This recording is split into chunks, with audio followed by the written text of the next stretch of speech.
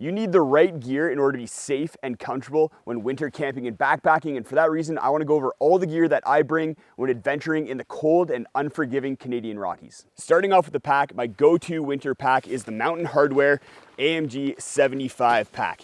In the summertime, I usually use a 40 liter or a 55 liter pack, but in the wintertime, my gear is a little bit heavier and a little bit bulkier, so I need a bit of a more robust pack. There are lighter winter packs out there, but the AMG 75 carries weight phenomenally. I've had up to 50 pounds in this. It also has some features that I really like for wintertime, including a dedicated pocket for your avalanche gear, like your shovel and probe, as well as some carabiner loops if you are going into more mountaineering terrain. This is more pack than most people need. I think a lot of people, you can just get by with whatever pack you use in the summertime. But for me, this is a super capable and feature-rich winter pack. The tent that I'm gonna be using most of the time this winter is gonna be a very budget-friendly tent. This is just a generic tent that you can pick up on Amazon or AliExpress. It costs under $100 most of the time, and it's super capable in wintertime. It is a teepee tent, so it doesn't have a floor, and we'll get into how I address that with my sleep system once we talk about the sleep system. But it's very roomy in here. You can easily fit 2 people inside of this tent, and then it's also hot tent capable. So it has a stove jack right here that I can use my hot tent stove with. Teepee tents are nice because they shed snow and wind very well, and they can take a snow load like no other tent. Because this is a very budget-friendly tent, it's not the most well put together, but I've used it a whole bunch and it's been holding up great. The one thing that I do have issues with consistently is the zipper. You have to be pretty careful with it. When I'm winter backpacking and hiking to my campsite, there's a few items I like to keep on me within my jacket that I have right here. This is the Outdoor Research San Juan jacket. I like it because it has a ton of pockets, which allows me to keep some sensitive items warm. For instance, in this pocket, I keep an extra battery pack. So this is to keep my phone charger, my inReach device, and I just keep that right in that pocket or to keep it warm and the battery not draining when it's really cold out. On the other side, I keep a couple other items, my inReach device, so I always want this to be nice and warm and easy to reach. And then my headlamp. This is the Nightcore NU25 headlamp. Phenomenal headlamp, very bright, and is rechargeable with that battery pack that I have. And the way I like to have water accessible when I'm out on the trail is I like to keep it within my jacket in the mitten pocket. So this jacket has 2 pockets on the inside, and I'll keep a Platypus soft water bottle in there filled with water. This is the 1 liter one, and then I can easily just take it out and take sips, and the water stays nice and warm and doesn't freeze. Before we get into my cook system and my sleep system, just really big items and important items for backpacking and camping, I want to talk about some of the little things that are really key in order to make your winter camping trips really comfortable and safe. And first of all, we have this stool right here. I like a stool in the wintertime because it's gonna spread that weight that you're sitting on with it a little bit more evenly than a chair, and it still gets you off the snow like a chair does. I have here the Hillsound BTR stool. This one's awesome because it's super lightweight and then gets really compact when you store it. Some other stools out there are really heavy and bulky, not the case with the BTR stool. An item that I don't really see talked about often, but I think is one of the best and underrated winter camping items is the snow claw shovel. So this is just a plastic shovel that you can use to dig down to the ground if you want to set up your tent right on the ground, or you can use it to move snow in order to build a wind barrier. Basically anything you need to do in order to dig with, the snow claw shovel is going to do it very well. I've tested it out compared to an aluminum collapsible shovel, and I found that the snow claw does not move snow that much slower than one of those shovels. It's also very lightweight and compact compared to those other shovels. In addition to the water that I keep on my person, I also have a Nalgene that I keep in this koozie here. I like a Nalgene because I can fill it with boiling hot water and it's not gonna melt. And then this koozie, if I put a Nalgene with water inside of it, it will keep that water unfrozen down to -20 degrees Celsius overnight. So that's phenomenal, it works very well. And then I use the HDP Nalgenes. These are kind of the softer ones. They're about half the weight of the hard-sided ones. Depending on how extreme the trip is, I will bring an emergency bivy with me.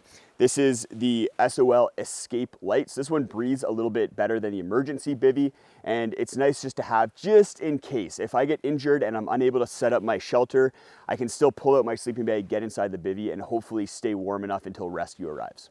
Like on every backpacking trip, I have my ditty bag. I just keep everything in this little Dyneema stuff sack here. I have my Bluetooth thermometer. A lot of you have asked what this thermometer is. I use it to keep track of the temperatures over the course of the night, and that way I can see how well my sleep system is performing. And I'll post a link to this as well as all this gear in the video description so you guys can go check that out. As well in here, I have another battery bank. Batteries drain very quickly in the wintertime, so it's important to have backups, as well as earplugs, lip chap, toothpaste, another little thermometer, and then toothpaste tabs. I like toothpaste tabs because they don't freeze. When you're using regular toothpaste and you bring it out into minus 30-degree temperatures Celsius, then it's probably gonna freeze a little bit, whereas toothpaste tabs, you don't have that issue. Another item that doesn't freeze that's really awesome is powdered soap. This is from Pika Outdoors. It works really well and doesn't freeze. So if you do need to wash your hands when you're out on a backcountry trip in the wintertime, powdered soap's the way to go. And the reason why you might be doing that is if you're taking in number 2, I still have my poop kit bag with me here, this nice Space Bear Bags poop emoji bag. And I don't bring a trowel with me in the wintertime. I still have lots of toilet paper. But what I do in order to leave no trace in the wintertime, because you don't want to be pooping on the snow and then having that run into the rivers and streams come springtime, is I bring a wag bag with me. So this is a bag that you poop in. There's some chemicals in the bottom that make the poop a little bit less smelly and congealed, and then you pack this out with you in your backpack. So if you're gonna be camping in wintertime, either camp in a spot where there's an outhouse where you can dig an appropriate cat hole, or bring a wag bag. That addresses number 2, but if you have to go number 1 in the middle of the night, my preferred way as a guy, this is a little bit easier, is I like to use a pee bottle. And this is the Hydro Pack collapsible 750 milliliter bottle. So it just collapses down really easily into this small container, and then you can expand it to 750 liters. I found for me, 750 liters was a sweet spot. I measured how much pee I produced for about a dozen peas, and it was always under 700 milliliters, so this works really well. What I like about it too is it has a little bit of a wider opening compared to some other bottles. It's kind of like a Gatorade bottle opening, which makes peeing into it a little bit easier. Some of you may think a pee bottle is pretty gross, but trust me, when it's minus 30 out, you do not want to be getting out of your sleeping bag and having to get out of your tent and go pee. Another staple for backpacking trips, a first aid kit. This is just my standard first aid kit that I bring on every backpacking trip, and I'll post a link to the video where I talk about what's inside of here in the video description. I don't often make fire in the summer times, but I have some really awesome tools for making fire in the wintertime. In the wintertime, I'll make fires for around camp in order to stay warm, so I don't have to get into my sleeping bag quite as early, which is really nice if you're with a group of people, as well as fires essential in order to use my hot tent stove. So that's a couple reasons why I like to bring fire. In order to saw trees, there's a couple different saws that I have here. My go-to is the Silky Pocket Boy. This thing saws through trees and wood very, very quickly. It's phenomenal. It's expensive though, so if you need a little bit more of a budget option, then the FloraGuard is also a really awesome saw and is only around $15. My go-to hatchet in order to split wood is the Fiskars X7 here. So this is a 14-inch hatchet, splits wood really well. It's also really lightweight, especially compared to some other hatchets that are out on the market. If you want a more budget-friendly option, then we have the Lexibon V14. This is another 14-inch hatchet, doesn't weigh that much more than the Fiskars. I find that the steel isn't quite as good, doesn't stay quite as sharp, and doesn't split as well, but it's much more affordable and also has a better blade guard on it. In order to make fire starter and kindling, I use the Opinel number 7 knife here. This is just a super lightweight, affordable knife. It's a beauty. I've been using this for years and years and years, and it's still going strong. In order to help get the fire going, I use Bigfoot Bushcraft fire starters. These are the best fire starters that I've ever come across. They're just these little wax and cotton tubes. You kind of agitate them a little bit, get the cotton nice and exposed, and then you can get this started with only one little spark. If you're using so a ferro rod and some flint, then you can get these started really quickly. I also keep these in my first aid kit as an emergency fire starter. Before we get into talking about the cook system, and cooking in the wintertime is a completely different beast than in the summertime, let's go over the sleep system here, because the sleep system is essential for keeping you alive when you're out winter camping. And I have here a pretty dialed in system. On the bottom, I use a reflective mat. That is really nice in the teepee tent because it provides a surface that you can kind of sleep on and is a little bit wider than the whole system, so I can put things around it like my ditty bag and other items. On top of that mat, I have a Nemo switchback foam mat. So this is just an accordion style foam mat, and it has an R value of 2, so it adds to the warmth of this system quite a lot.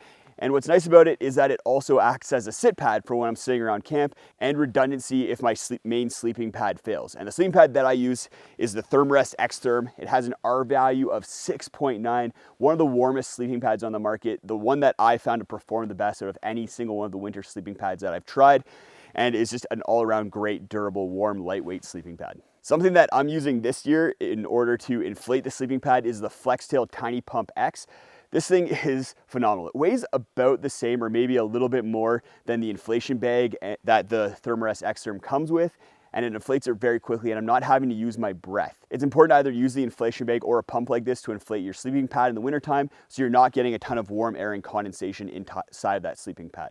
What's really nice about the Tiny Pump X is that it also has a light on it as well. So you can turn that on, hang it up in your tent, and you're gonna have a little lantern for inside your tent. I found this really nice for us having up in the top of the tent. Allows me to do things around the tent without having to have my headlamp on.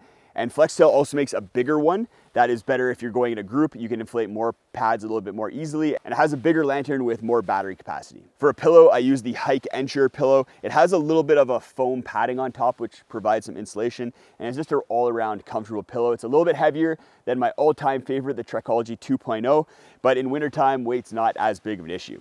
And then for my sleeping bag, this is the ultimate sleeping bag. It's the Thermarest Polar Ranger. It has a comfort limit of minus 20 degrees Celsius and a limit rating of minus 30 degrees Celsius.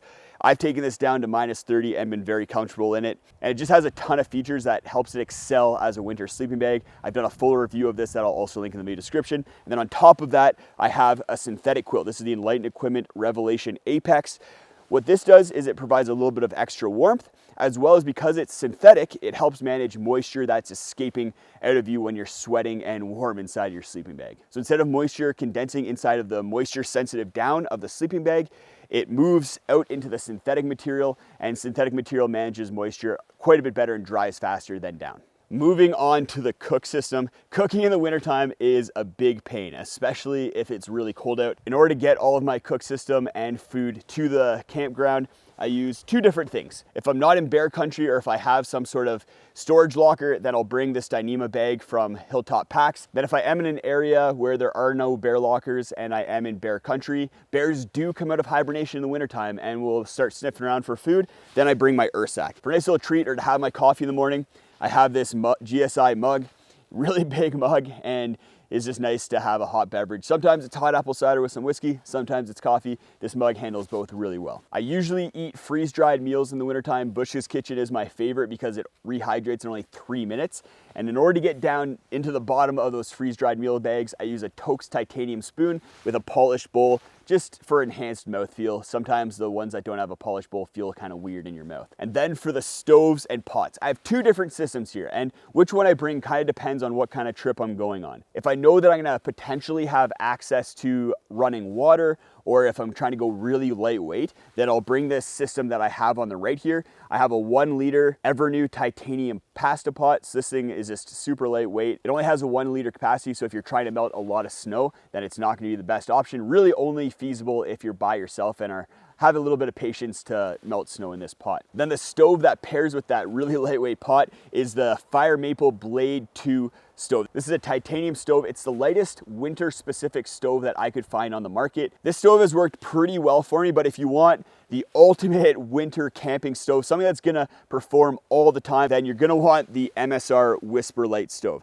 I have here on top of it the Toaks 2 liter titanium pot. 2 liters is a really nice size in order to melt snow in the middle of winter. You're gonna be able to put a lot of snow in there. It's gonna melt and produce a lot of water for you. And it's generally a lightweight pot as well. I always bring this one if I'm gonna be going in a group of people. And then here we have the Whisper Light stove. It also has a remote canister system to it, but you can see it also comes with a little stand for that canister. It has a gigantic burner and gigantic pot stands, and then a huge preheating tube on there as well. This stove works really well all the time. I've taken this stove down to minus 30 and used it, and it didn't even hiccup at that. Once I boiled water, put that water into my freeze-dried meals and then started rehydrating those meals, I'll put it into this reflective koozie here. So I can just slide my food bag into here, close it up, and then helps keep the bag warm while my food is rehydrating. If you wanna see all of this winter camping gear in action, then go check out a video right there. I take this gear to some really cold and wintry conditions, and you can see how it keeps me safe and comfortable when I'm out on backcountry winter camping trips.